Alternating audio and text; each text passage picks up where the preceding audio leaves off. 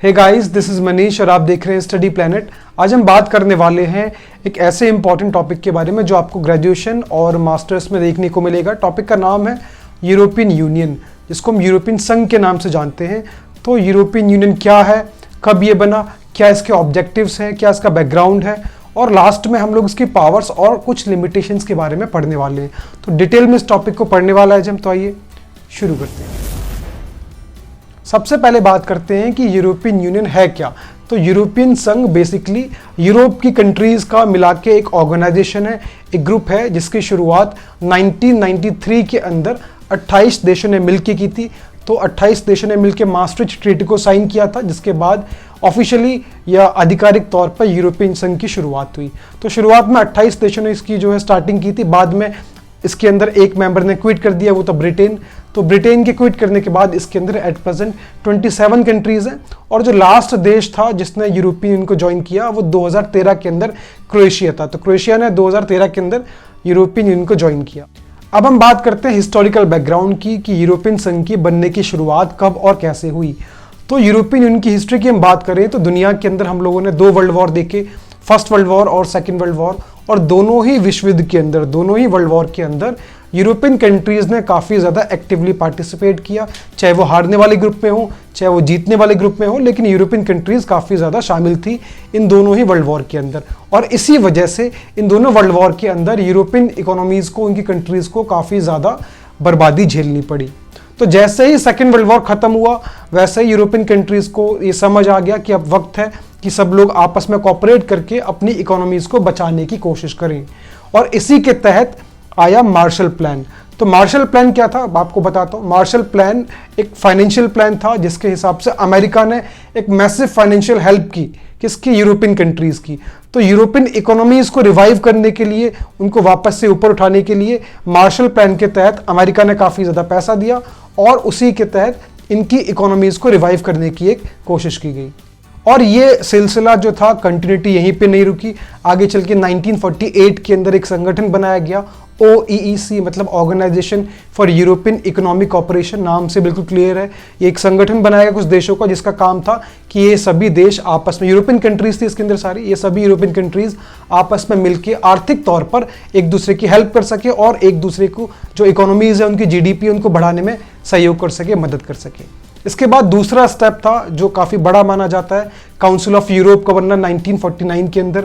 तो 1949 के अंदर काउंसिल ऑफ यूरोप को बनाया गया। इसका पर्पस बनाने का सिंपल सा था, it was made to evolve the political cooperation, राजनीतिक सहयोग को बढ़ाने के लिए, क्योंकि दोनों जो है वर्ल्ड वॉर के अंदर इनके जो देश थे आपस में काफ़ी कन्फ्लिक्ट थे, उनकी लड़ाई झगड़ा थे।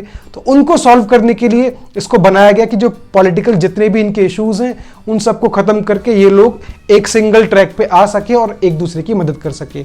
और इसी के तहत काउंसिल ऑफ यूरोप जो बनाया गया, उसी के तहत यूरोपियन पार्लियामेंट की शुरुआत भी हुई। और यूरोपियन पार्लियामेंट एक मेजर टर्निंग पॉइंट था यूरोपियन यूनियन के बनने में। तो यूरोपियन पार्लियामेंट को बनाया गया जहां पर सभी जो देश थे इनके मेंबर्स आके अपनी अपनी जो भी डिस्प्यूट्स थे, प्रॉब्लम्स थे, उन सबको सॉल्व कर सकते थे, उसके बारे में डिस्कशन कर सकते थे। तो ये सारे जो एफर्ट्स, कोशिशें चलती हुई आ रही थी, उन सबको सफलता जब मिली जब 1991 के अंदर यूरोपियन यूनियन का डिसइंटीग्रेशन हो गया। और उसके डिसइंटीग्रेशन होने के बाद पूरी यूरोपियन कंट्रीज एक सिंगल ट्रैक पे देखने को मिली। और फाइनली 1993 के अंदर 28 देशों ने मिलकर आधिकारिक तौर पर, ऑफिशियल तौर पर maastricht ट्रीटी को साइन किया और यूरोपियन यूनियन की स्थापना हुई।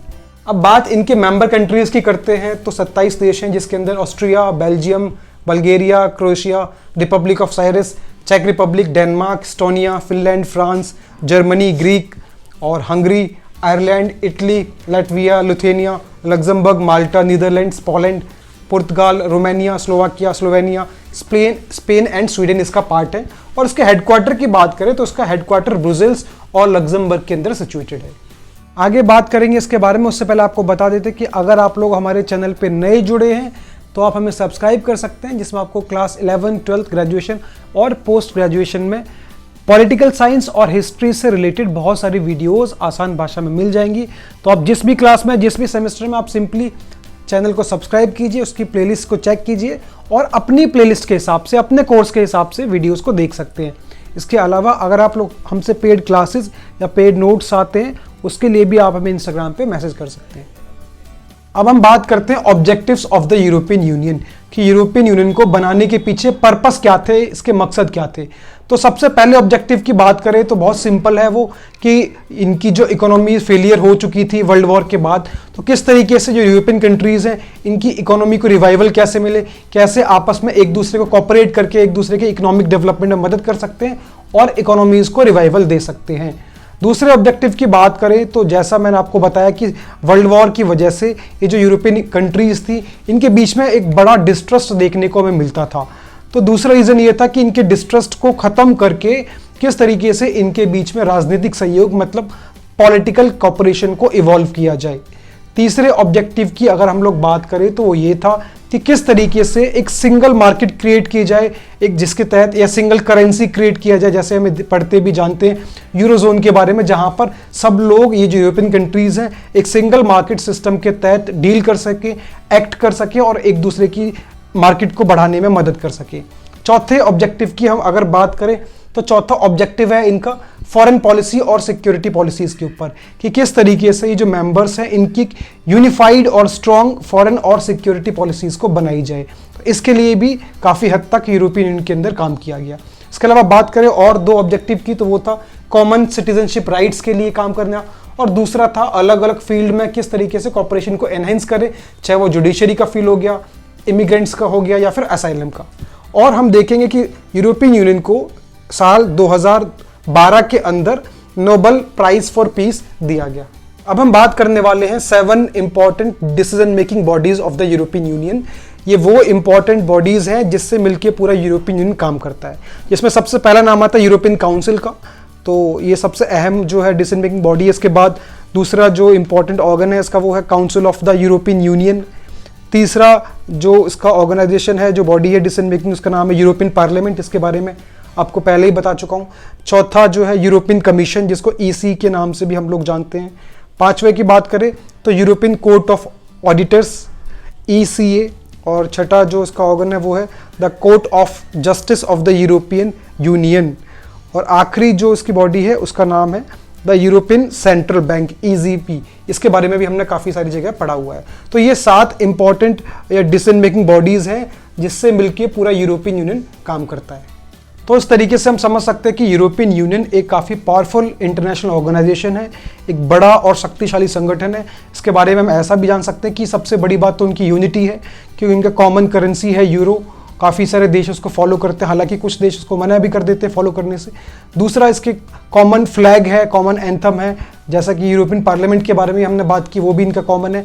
इसके अलावा काफ़ी हद तक ये लोग कॉमन फॉरेन और सिक्योरिटी पॉलिसीज़ भी अपनी एक साथ दिखाते हैं, और भी काफ़ी सारी पावर्स हैं इनकी। कंबाइंड आर्म फोर्स एक टाइम पर second largest in the world हुआ करती थी, और इसके अलावा इनका जो वर्ल्ड ट्रेड के अंदर इनको शेयर है, मतलब विश्व व्यापार के अंदर जो इनकी हिस्सेदारी है वो भी अमेरिका से काफ़ी ज़्यादा है। तो ये सभी चीज़ें हैं। इसका एक मेंबर है जिसके पास परमानेंट मेंबरशिप है या वीटो पावर है यूनाइटेड नेशन सिक्योरिटी काउंसिल के अंदर, जिसका नाम है फ्रांस। और भी काफ़ी सारे मेंबर्स हैं जो नॉन परमानेंट मेंबर्स है UNSC के। तो ये सभी चीज़ें इसको एक मजबूत आर्थिक और राजनीतिक संगठन बनाती हैं। तो ये सारी चीज़ें, हालांकि इंडिया के साथ भी इसके रिलेशन बहुत अच्छे हैं, इसके बारे में भी एक डिटेल वीडियो में बना चुका हूँ, आप चाहो तो उसको देख सकते हो, उसका लिंक आपको डिस्क्रिप्शन में मिल जाएगा। और ये सब अचीवमेंट होने के बावजूद भी कुछ कमियां भी हैं। अब हम बात करते हैं इनकी लिमिटेशंस की। इनके ड्रॉबैक्स की बात करें तो 2 मेजर ड्रॉबैक देखने को हमें मिलते हैं। सबसे पहला जो ड्रॉबैक है वो है इनकी जो कॉमन फॉरेन और सिक्योरिटी पॉलिसीज़ हैं, वो हमें आपस में कई बार उनके बीच में क्लैश देखने को मिलता है, तो उनका टकराव कई बार हो जाता है। दूसरे हम अगर बात करें इनकी कमी की या लिमिटेशन की, तो वो है इनकी कॉमन करेंसी यूरो।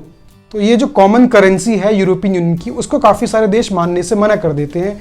जैसे इसमें कुछ इंपॉर्टेंट नाम है बल्गेरिया, क्रोएशिया, चेक Republic, Denmark, Hungary, Poland, Romania, Sweden, और इसके अलावा यूनाइटेड किंगडम भी था, हालांकि उसने अब इसको एग्जिट कर दिया है। तो काफ़ी सारे देश हैं जिनको लगता है कि कॉमन करेंसी यूरो को मानने से उनको ज़्यादा कुछ फ़ायदा नहीं है।